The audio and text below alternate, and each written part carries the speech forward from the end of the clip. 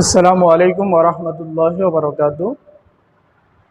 সম্মানিত দর্শক শ্রোতা মণ্ডলী, তাহাজ্জুদের নামাজটা আমরা কিভাবে আদায় করব? তাহাজ্জুদের নামাজটি হলো নফল নামাজ। তো আমাদের যে আমরা নিয়মিত আদায় করার চেষ্টা করব। কোনো কারণে যদি আমাদের ঘুম না হয়, ভালো লাগতেছে না, তখন আমরা তাহাজ্জুদের নামাজটা আদায় করার চেষ্টা করব। এখন সাধারণ মানুষের প্রশ্ন, এটা কি অন্য কোনো সূরা দিয়ে পড়তে হয় কিনা, কিভাবে পড়তে হয়, এটা কীভাবে আদায় করব, এই ধরনের প্রশ্ন থাকে মানুষের মধ্যে। সাধারণ মানুষের মধ্যে হয়তো একটু না জানার কারণে থাকতে পারে। তবে আপনাদেরকে আমি সংক্ষিপ্ত আকারে দেখাবো যে কিভাবে আমরা তাহাজ্জুদের নামাজটা আদায় করব। 2 রাকাত করে নিয়ত করবেন, 4 রাকাত, 6 রাকাত, যত রাকাত পড়া যায়, কোনো সমস্যা নেই। সময় অনুযায়ী এটা আপনারা আদায় করে নেবেন।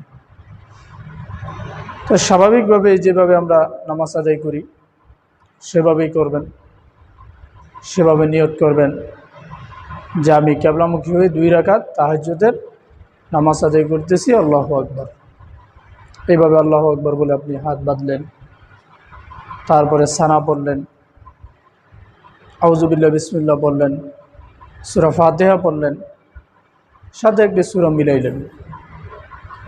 পরবর্তীতে আপনি রুকুতে গেলেন, রুকু থেকে উঠে দাঁড়াইলেন। এভাবে আপনি 1 রাকাত কমপ্লিট করলেন।